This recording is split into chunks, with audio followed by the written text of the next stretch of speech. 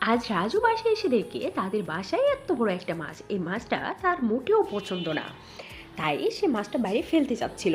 যেই না বাইরে ফেলতে যাবে তখনই তার মা এসে তার হাত থেকে মাছটা নিয়ে নিল আর বলল, তুই এটা কি করছিস? রাজু বলল, মা এই মাছটা আমার মোটেও পছন্দ না, এটা ফেলে দাও। তখন তার মা বলল, এই মাছটা আমি অনেক শখ করে এনেছি, মজা করে রান্না করব বলে, এটা ফেলে দেবো কেন? আর তখন রাজু অনেক রাগারাগি করছিল। এই মুহূর্তে তার বোন এসে বলে, ভাই থাম তো, তোর খেতে ইচ্ছে করলে তুই খাস না, তুই অন্য কিছু দিয়ে খাবি।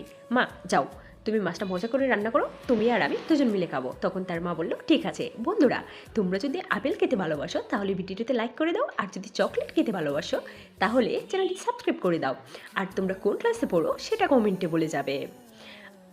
এখন রাজুর মা এই মাছটাকে ভালো করে ধুয়ে কেটে রেডি করছে রান্না করবে বলে।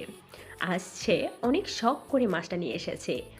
তেল গরম করে তেলের মধ্যে কিছু রসুন কুচি ভেজে তারপর অন্যান্য সব মশলা দিয়ে মাছটা রাউন্ড করে দিয়ে দিল।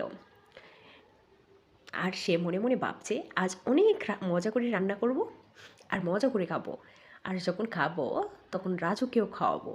এই তো আমরা কথা বলতে বলতে রাজুর মায়ের মাছ রান্না হয়ে গেল। আর রাজুর মা তার ছেলে মেয়েদের ডাকছে যেন তারা এসে খায়।